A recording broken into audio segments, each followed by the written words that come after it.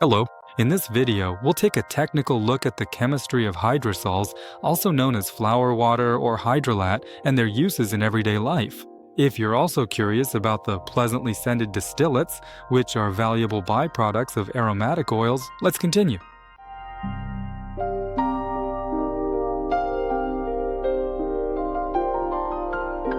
The word hydrosol comes from the Latin words hydro, meaning water, and sol, meaning solution, combined together.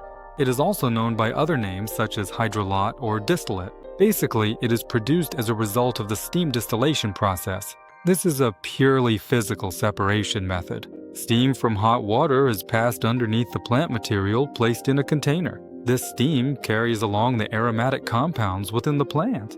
Thanks to the cooling system above, the steam is condensed back into liquid and collected in a separate container. Based on the principle that oils are less dense than water, the aromatic oil stays on top while the hydrosol remains at the bottom.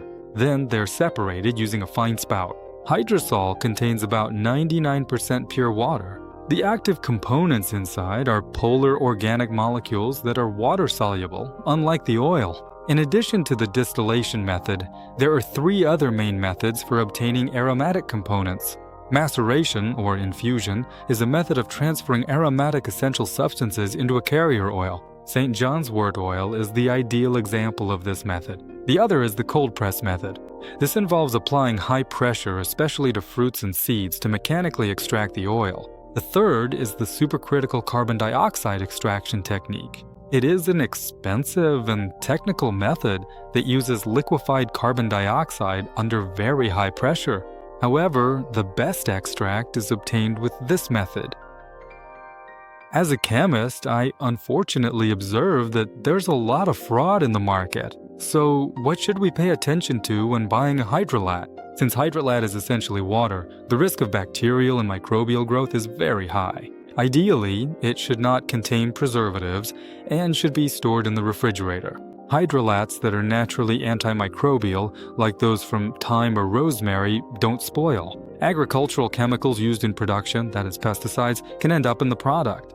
To truly determine the quality of a hydrolat, laboratory analyses such as gas chromatography and mass spectroscopy are necessary.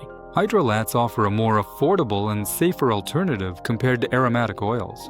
Rose water, or rose hydrolat, is a wonderful toner that balances the skin. We can also use it as a natural perfume water for a quick refreshment by carrying it in spray bottles. We can use thyme, tea tree, and sage hydrolats as mouthwash for oral hygiene after brushing our teeth.